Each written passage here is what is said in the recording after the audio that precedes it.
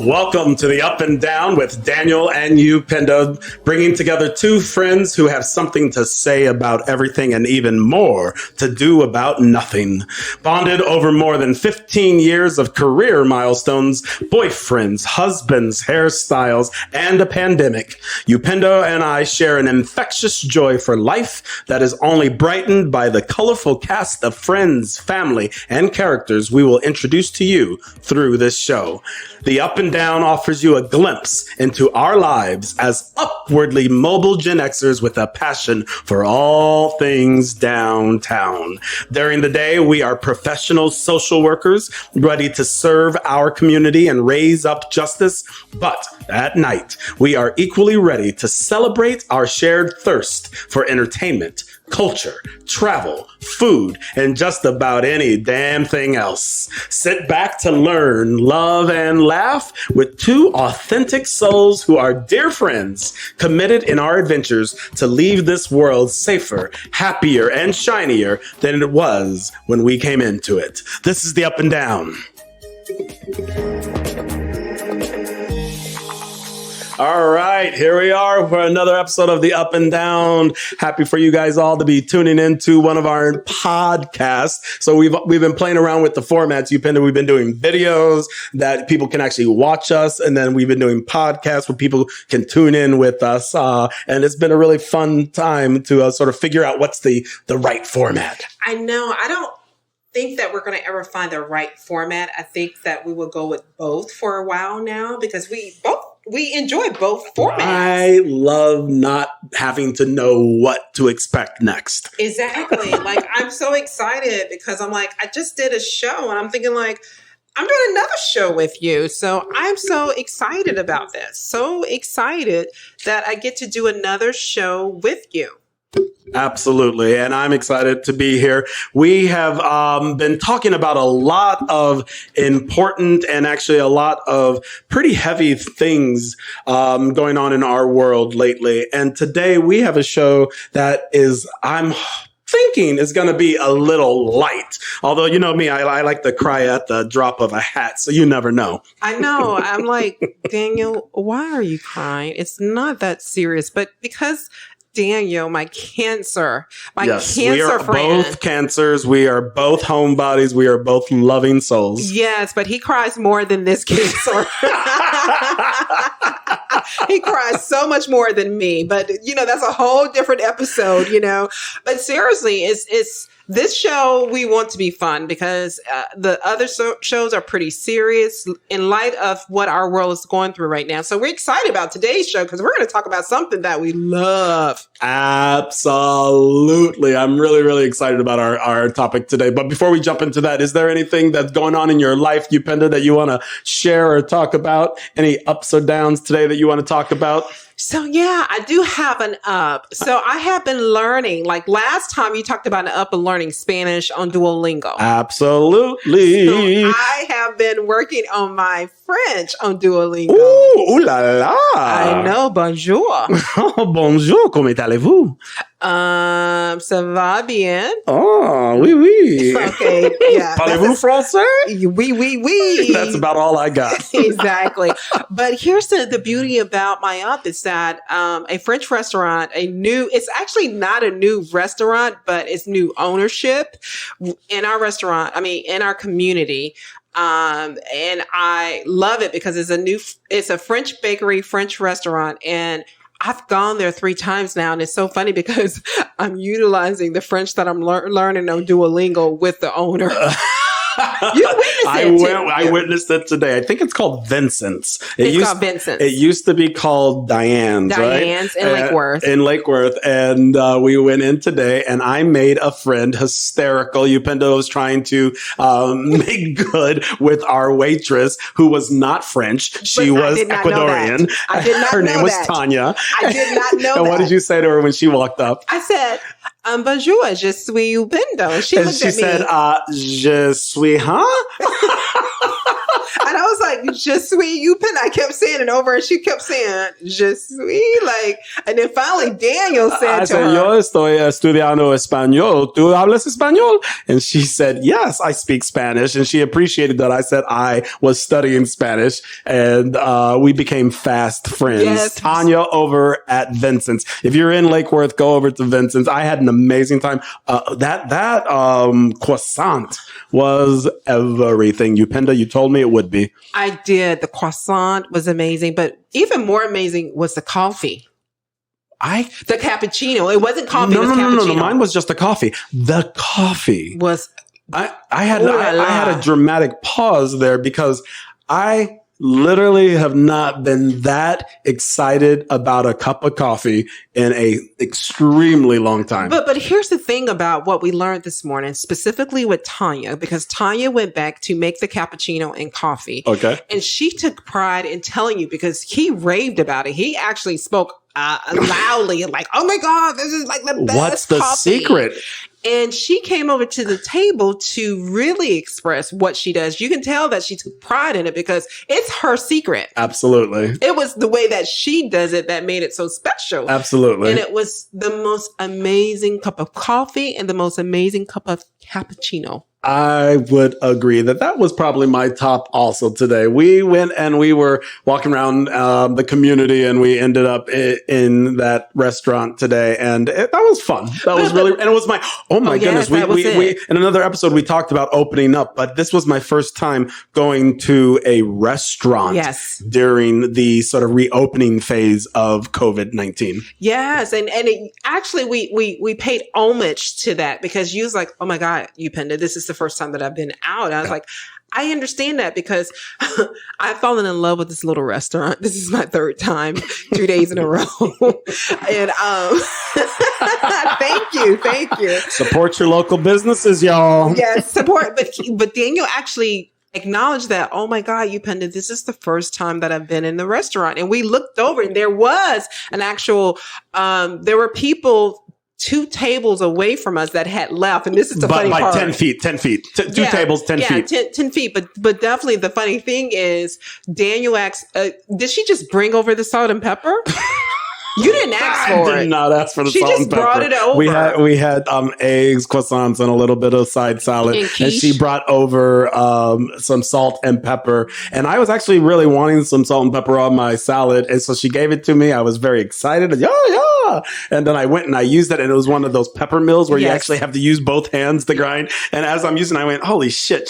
She took this off of that table and brought it over to me. Yes. And she didn't wash it or anything. And it really, that was a moment where I just got a little bit anxious, actually. Yeah, and I think that's the reality when we're going out right now is that everything's reopening, Daniel. And when things are reopening, you know, those businesses that are paying attention to whatever rules that they have to follow to reopen, we as customers, we're sitting there and we're now experiencing, oh my God, because we've been in lockdown for so long, we need to pay close attention also. Yeah.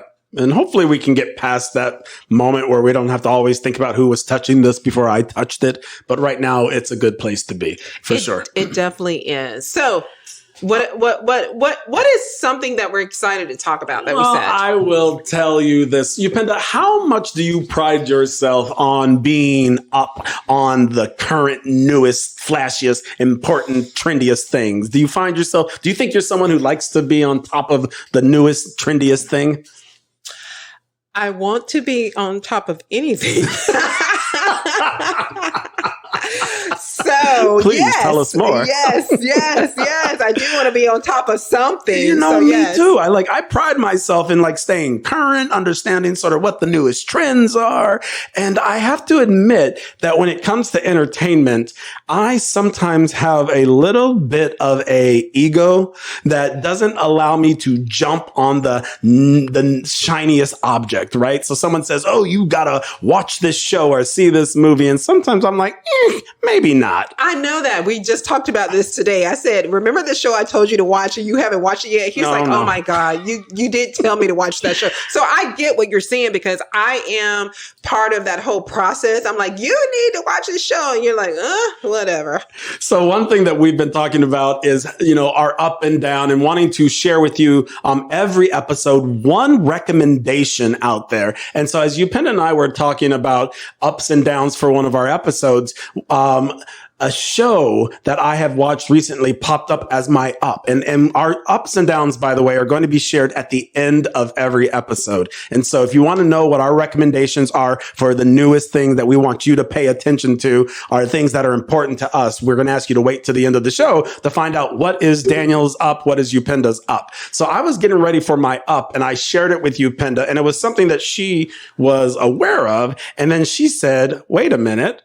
I've watched that and I want to talk about that too. Absolutely. And so this is not my recommendation. This is actually something that we want to talk about. And that is a little nugget that is actually now over. So much for being on top of the newest and latest trends. But we wanted to talk about Schitt's Creek. Oh my goodness. Schitt's Creek. Upenda, I can tell you that I have not watched Schitt's Creek until maybe 2 months ago. I have heard about it for the last 6 years. I have heard people say you have to watch this show, especially over the last 3 or 4 years. And I just wasn't feeling it. I actually watched the first episode maybe a year and a half, 2 years ago. And then I turned it off. I was like, nah. Not me. That's not for me. And I was that way too. I watched maybe 6 or 7 episodes in the first season, 2 or 3 years ago. Actually, probably the first year in 2016, I watched the first season up to the 6 or 7 episode, and I stopped watching it because I'm like, okay,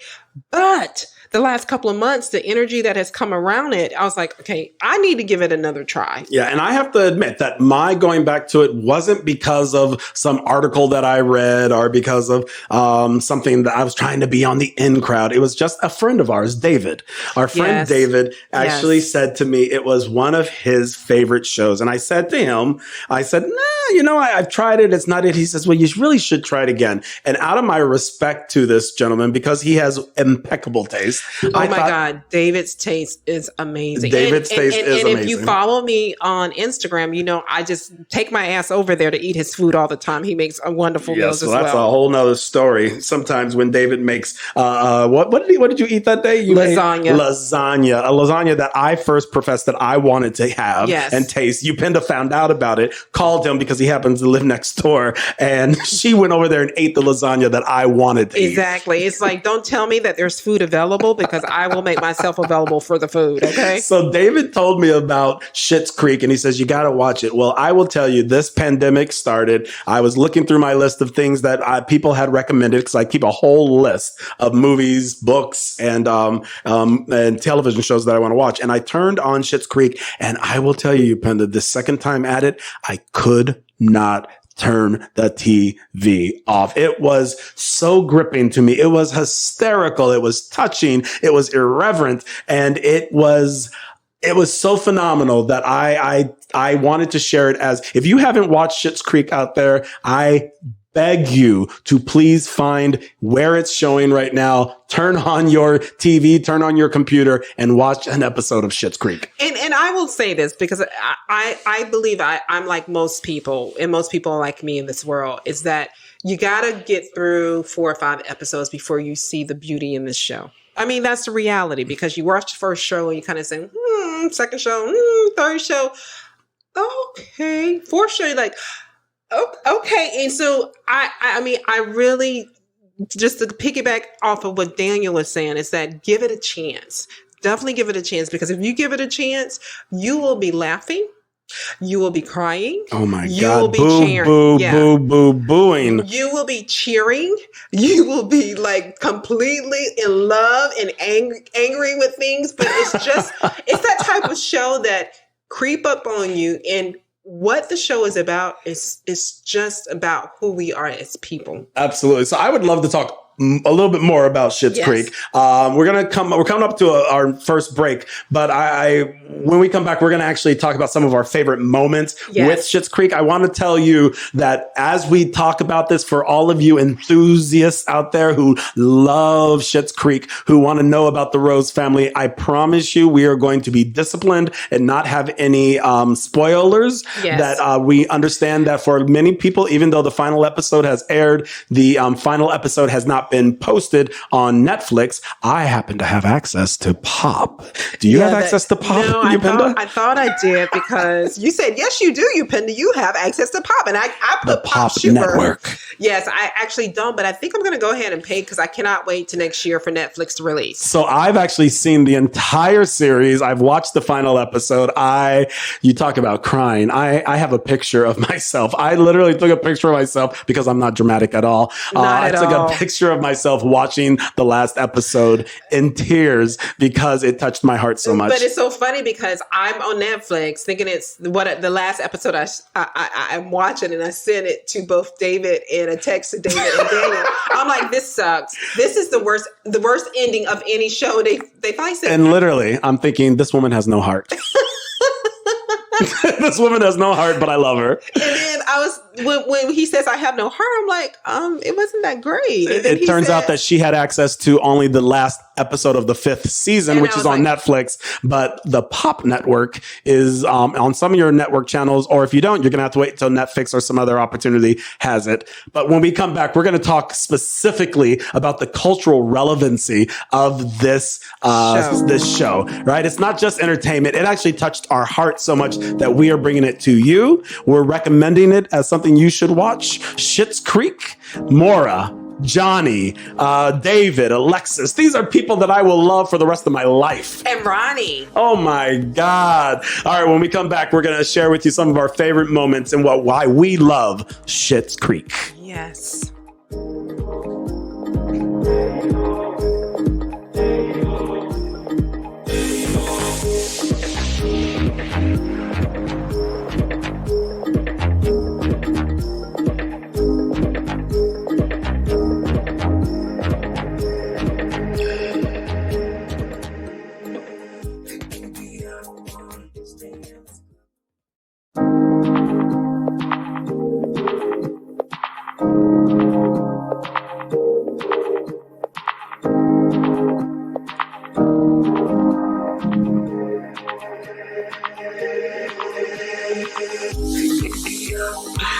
Oh, Upendo. So are you ready to talk about one of my actually all-time favorite sitcoms, Schitt's Creek? I am, because it's one of my favorites too. I am so happy. I was really concerned when you first watched it and you said you weren't feeling it. Not concerned because I thought, I needed you to love it, but I just thought I can't really respect her anymore. Really? Okay, so seriously, Daniel, it just takes me a while to get on, and again, it goes back to being patient. I think if you literally just be quiet. Let me clarify. When I watched it originally, I was not quiet. This pandemic allows you to be quiet and to really reflect. So literally, I sat there and I was like, oh my goodness, this is an amazing show. Yeah. And you know what I love about the show? And this is kind of interesting to make an entire segment about an actual show, is that I don't think that Dan Levy, who is the son of Eugene Levy, the infamous, the famous, the renowned comedian, Eugene Levy, I don't think Dan Levy knew what he was introducing to the world when he created these characters. He just had this idea of what would it look like if a family of means, of wealth, actually lost all of their resources. And he had this sort of modern take on it, and he pitched it to his father. And again, for those who haven't seen the show, I promise you, we're not going to do any spoilers. But that's sort of the overarching theme of the show. And I think he created something that was so sweet and so unassuming that it actually ended up becoming a cultural phenomenon that the entire country is talking about now. I agree with you, and it was like a slow boil to the point where the rest of the country has taken and embraced the show for all that it means. And I think for me, if you look at the show, the bottom line is family. How you love your family. Absolutely. And even talking about the character of family, but did you know that the waitress, Twyla, the character Twyla, Yes. which by the way, shout out to my sister Twyla. I know the original Twyla. I ain't never heard of someone named Twyla until my sister. And it took me until my 30s or 40s for me to start to hear other people named Twyla. But now there's a major character named Twyla. And Twyla is played by Eugene Levy's daughter, by Dan's sister. Yes, I mean, it's a whole family affair, and it goes back to my point. It truly is a family show. It's amazing to me. So that's one of the first things I loved about the show, is that it was a family project. It didn't start out that way, but it was a family project, and to see that network actually have this success. There's a final episode. Once you watch, do not watch this, people, until you've seen the final episode. But there is I guess a documentary, if you will, Yes. of the actual show, and they talk about that experience. Yes. Do not watch it before, but understanding the experience to have this show that was this little show on a network called Pop, a little Canadian show that nobody knew about, turn into a international phenomenon. Yes. And to experience that with your dad and your brother. Yes. And can you imagine? Yes, dad, brother, and sister. Remember, it's a family show. Absolutely. And I will tell you that when we talk about family, I think it doesn't matter what family dynamic that you have or the experience that you have been brought up, you will be connected. In fact, you will feel like you're part of the family. Like, oh my God, this is so like my family. Absolutely. Now, what was your favorite? And you haven't seen the final episode, but what is your favorite? If there's one thing you wanted to pick out about the show, what is your number one favorite thing? I think my favorite thing about the show is Stevie. Stevie. Oh, I love Stevie. You know, there's so many. I mean, what Dan Levy did is to really, really bring out the characters. They don't get lost in each other. They are truly independent, but it's such a connection with all of everybody that's on the show. Mm-hmm. Stevie, I grew to love her. I was rooting for her. And I'm not going to give away any spoilers, but there is an episode in which you talk about me not having a heart. I had a heart that night in this episode that I was boohoo crying. It's because I thought I was Stevie. Oh. So Stevie is my all-time favorite when we talk about the show, because she reminds me that no matter what, is who you choose as your family. We talked about that before. When you become an adult, you choose your family, and Stevie is that. Absolutely. Absolutely. Stevie is a slow burner. The whole show's a slow burner, but Stevie and David's characters, their friendship is something that took me by surprise. Yes. And I think will go down as one of the most prolific friendships in sitcom era. And I would say this too, I think, because you and I are besties, and you are a gay male. I am an African-American woman. And the Stevie and David relationship, oftentimes it reminds me of our relationship. Aww. And I say that because... Am I Stevie though, and you're David? No. I am Stevie. You are David. Absolutely. But I say that because no matter what, they have each other's back. Yeah. And it's challenging at times. And there is, the advocacy of each other, no matter what, the love for each other, and the honesty, the rawness. Like there's no secret between them. There is no secret. And they fight. Don't get it wrong. They fight. Oh, absolutely. They've also slept together. And don't get it twisted, people listening to us. There was never been that cross of the line here. Ever. Although I will say that fluidity of sexuality is something that I really appreciated about the show, that it didn't like stick to this sort of theme of like, this is the gay agenda or the straight agenda or even the bisexual agenda. It's just like sexuality for some of the characters is extremely fluid. And I really appreciated that about the show. But then there's the other piece of this, and this is as getting as basic as possible, not even putting the term of fluidity. Okay. I think when we think about sex, we forget that sex is a nature, is a basic human nature. And what they connect with sex, it is a need for them. And there's like, okay, I'm here, you're here, let's make this happen. Let's do it. Yeah. And I understand the term fluidity, but the bottom line is sex is a human basic need, and they support each other in fulfilling that need, but then also go through the process of understanding who they are and what they desire in the end. Yeah. So I love that about the show, is that it's not necessarily you have to put a term on it. It is just what they needed at the time. And as we're talking about it, I realized that rang true for us, but it was never a point that they were pushing on in our face, right? It just kind of is. It is what it is. And if someone asked me, do you think that this show is a family show? I would say yes. I would say, it's a family show where you might need to talk about a couple things after an episode. If you have a child that is grown enough to understand us, but it is not dirty. It is not crass. It is not.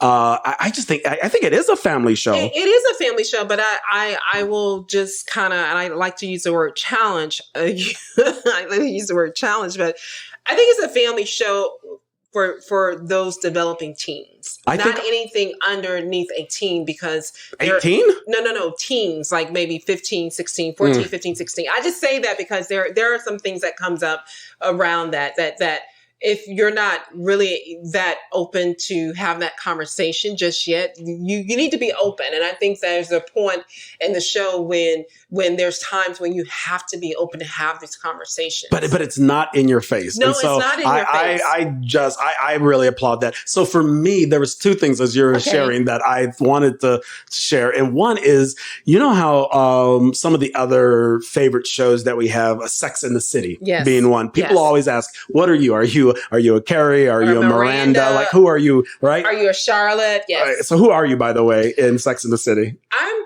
probably a Samantha. I think you're right. I'm a Samantha. Yeah. I go back and forth. I see myself as a Carrie, but sometimes I think I'm a Miranda. Very much a Miranda. You think I'm a Miranda? Yeah, because Miranda thinks through. She has. You don't have to tell the audience why. I know why you're a Samantha. You don't need to tell them why I'm a Miranda. I'm just saying. You think I'm a Miranda? I think you're a Miranda. Yes. All right. I do think you're a Miranda. But I think of myself as a Carrie. I think we all want, that's the show. We all want to be a Carrie. As a Samantha, there are times when I would love to be more of a Carrie than a Samantha, because Samantha actually is a hot fucking mess. I love Samantha, though. I know. I would love to be a Samantha. I envy that you are a Samantha. Yeah. But with that being said, I actually think that this show will become one of those shows where people actually say, what are you? Are you a Johnny Rose? Are you a Moira Rose? Are you David? Are you Alexis? Are you a Ronnie? Are you a Ted? Are you a Patrick? That these are some of the most prolific characters that I think they are so well defined. Yes, you think you're a Stevie? I think I'm a Stevie, but then I also think I'm a Ronnie. Okay, Ronnie. Now, Ronnie is not a main character. Nope. She's the black woman who is, I think she's a lesbian, but they don't really even they don't say define that. They don't you say just it. Make the assumption, but she's a small business owner in this town, and she sits on the council. And she is sassy and confident, and she doesn't have to say much. And it's so funny because everybody understands that's who she is in this town. And I'm not going to give any spoilers, but she has a moment in the last episode or two that I think really sort of are true to who she is. Oh, Ronnie's a good one. You're a Ronnie. That is so sweet. Ronnie. You know what? I go back and forth, and I want to think that I'm Patrick. Okay, so I think I'm Patrick. I think I'm Patrick. But you're more You're more David. Why do than you think I'm Patrick. David? Except David is so lost in the world and like is looking. You are lost. You are lost. No. You are truly a David. Like the epitome of David is you.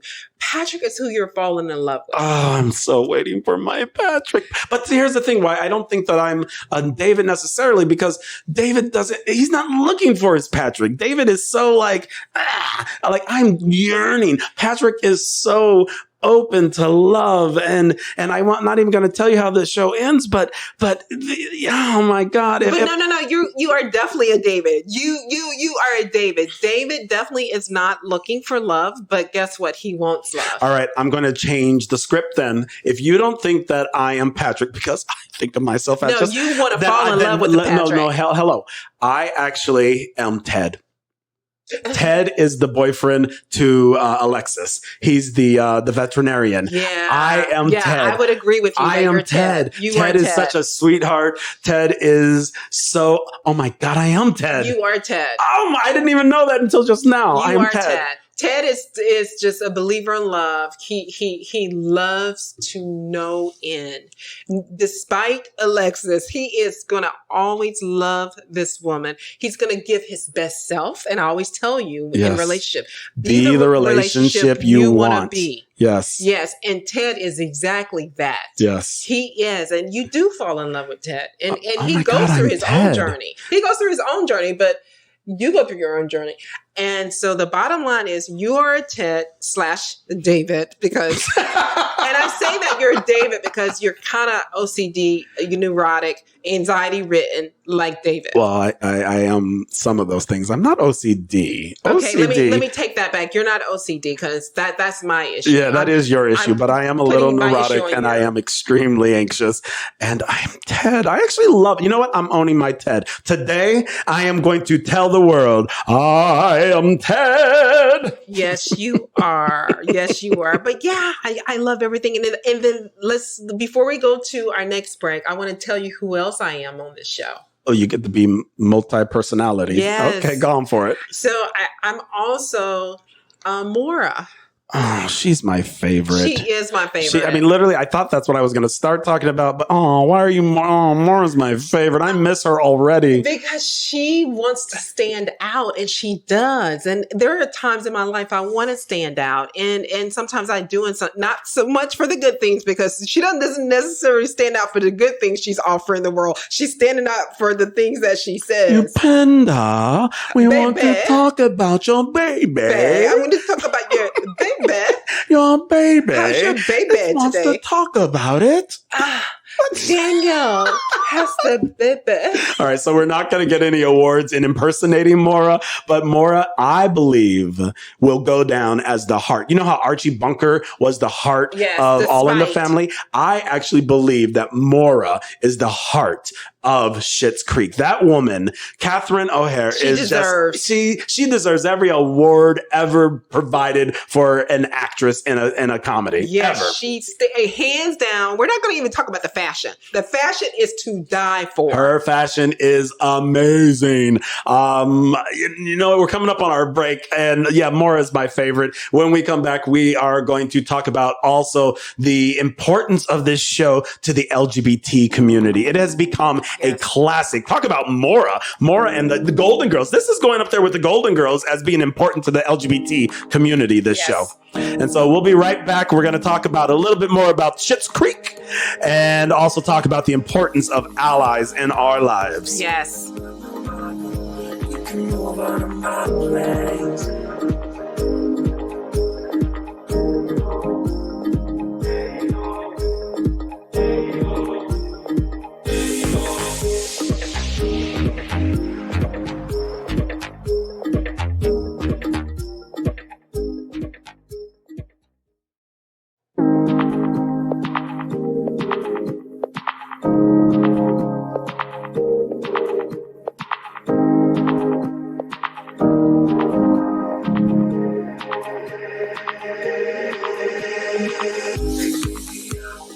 Ew, David. Ew, David. David. Ew. Ew, David. Moira, Upendo, how are you doing, baby? Baby. Baby? Baby. Oh my baby. God. I want to take a Moira, how to talk Moira class. So we actually saw I guess he was a blogger who did the Moira, impression. He did a good job. He did an awesome We job. can't tell you who it was just because we don't remember. We do remember seeing a couple of clips of this blogger that actually had her down to a T. Absolutely. And one thing that I really have loved is that they have really identified more as an LGBT, lesbian, gay, bisexual, transgender, the gay community. They really have identified this woman as someone that our community has embraced the same way we do, anything from like Whitney Houston Yes. to Diana Diana Ross to Judy Garland, right? Yes. Moira is going to withstand the test of time as being so vital and important to our community.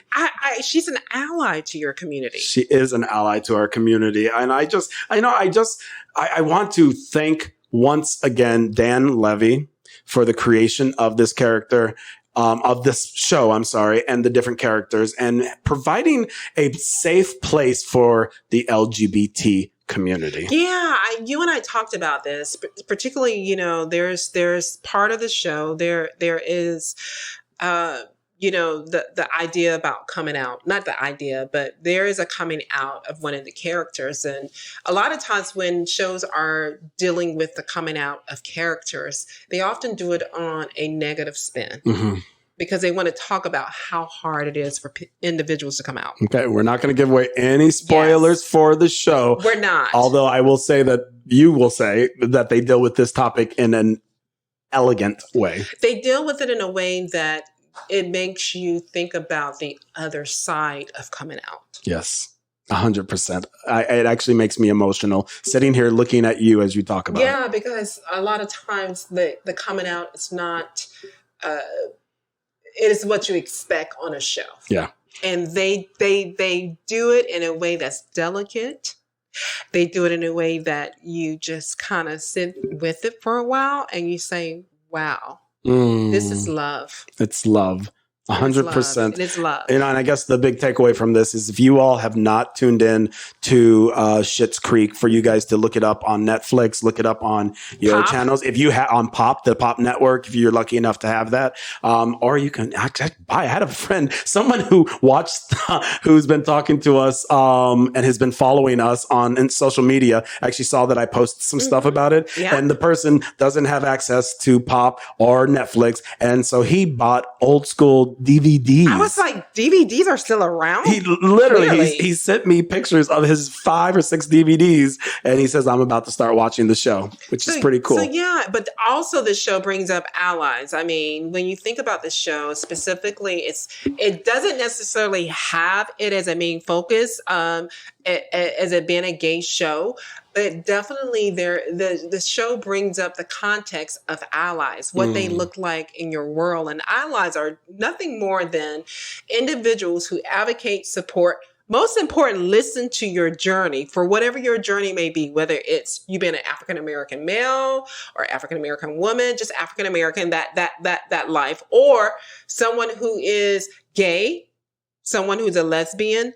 An ally is no more than a person who stands with you in your truth to advocate, support you, and listen for who you are in this world. That is different from their own self. Absolutely. And, the thing that I always am curious about allies is sometimes people say that allies need to sit and listen. And you referenced that, but I've also heard that allies should not talk. They should be seen, but not heard.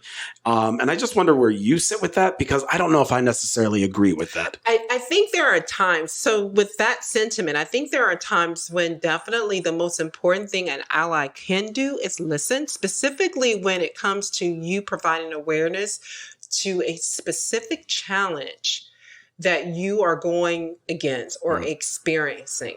But an ally, most important role is to advocate. So in order to advocate, you can't be quiet. There's no such thing as being quiet. Like when I'm not in the room with you and you hear things that is against who I am as a person, That's the role for the ally to step in and carry my water.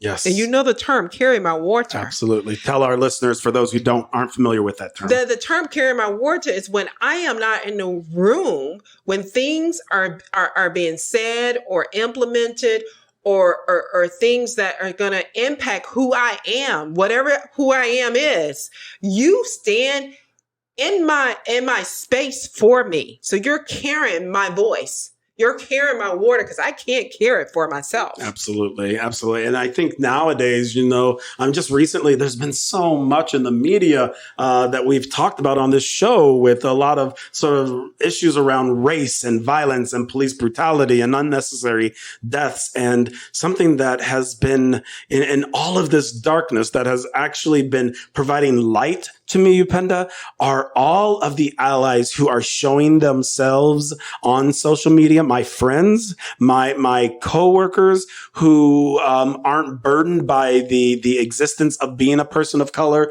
and who own their white privilege, who are actually speaking out and posting about the ridiculousness of some of the things that we've been talking about recently. And it's really moved me. I think it's been more present than I've ever seen in my lifetime. I would agree with you too, but it also, you know me, this is the down of the world, and the down of giving a down is, it also is revealing who is not an ally, who is not open to being an ally. I have to be honest with you. I live in a community of 20 people, and I know for a fact, based on what I see that's posted from some of my neighbors.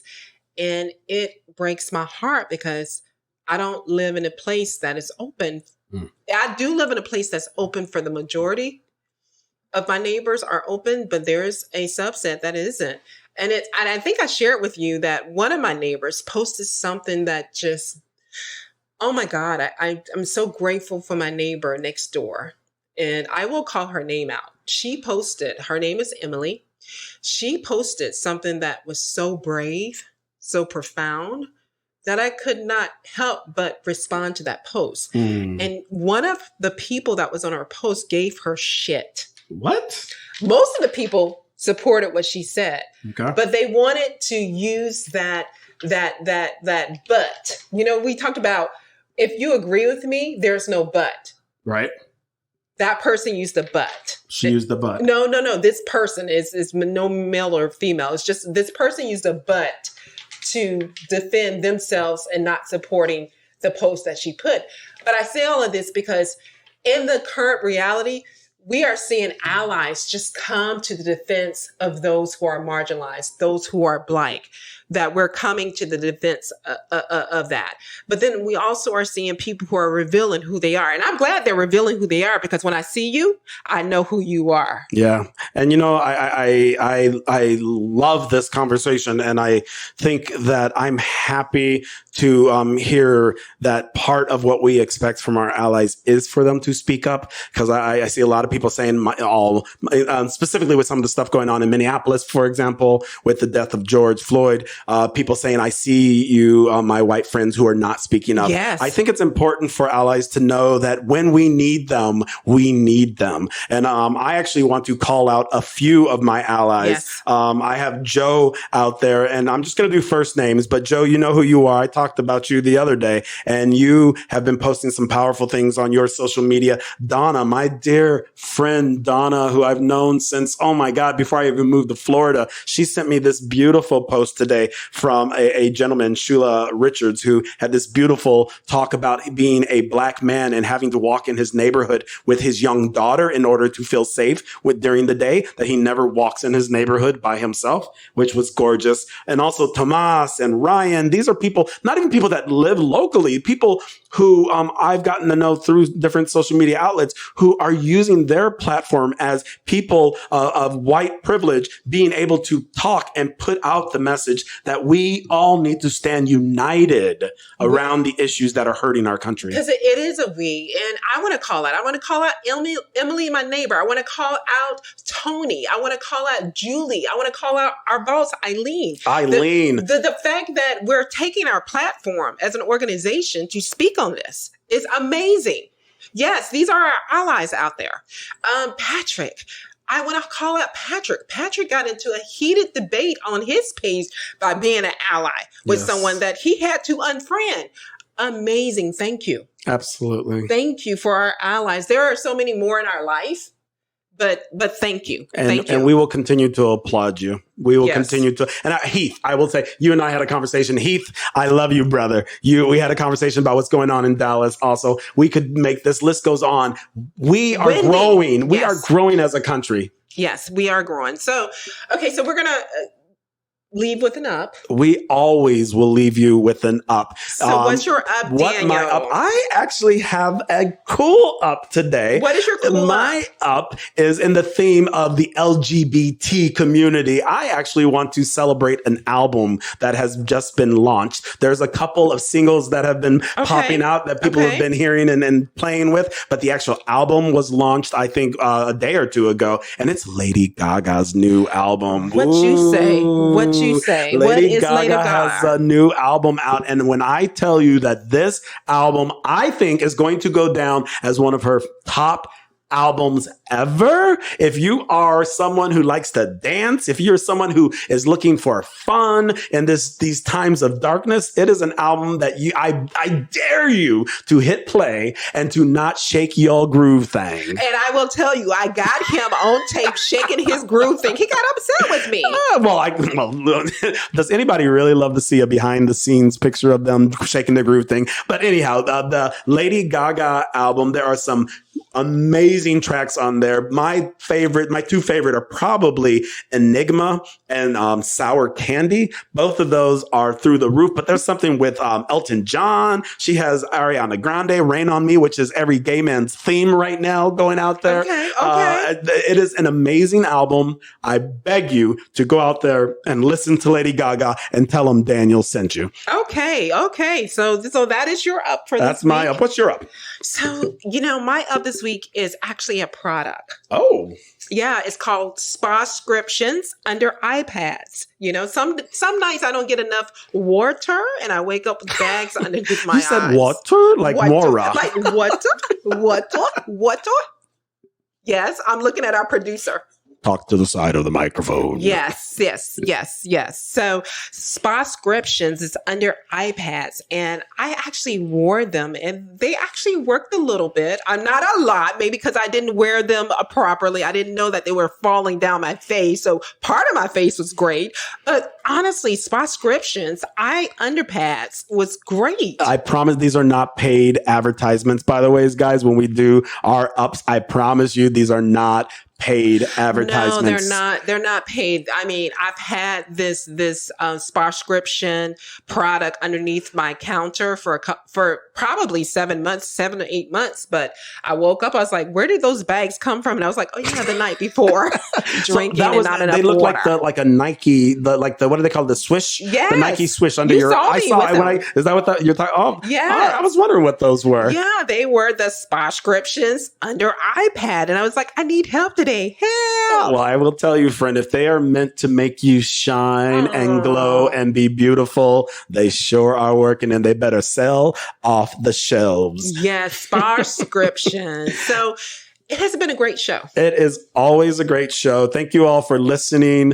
We are going to say goodbye at this time. And I want to also remind you guys, if you have any comments about the show, you want to share with us your thoughts, please leave them on any of our social medias. You can find us on Instagram. You can find us on Facebook. You can find us on YouTube. Look up the Up and Down Show. And you can find us on Twitter too. You forgot that. Absolutely. platform. The Twitter, but we don't really put a lot on Twitter right now, but we'll work on that. With Twitter, it's the up and down _ Yes. But everything else is at the Up and Down. We're so happy that you guys are listening. We're having so much fun doing this show. Yes. You guys have a great week. Make it count. Make it count. Yes.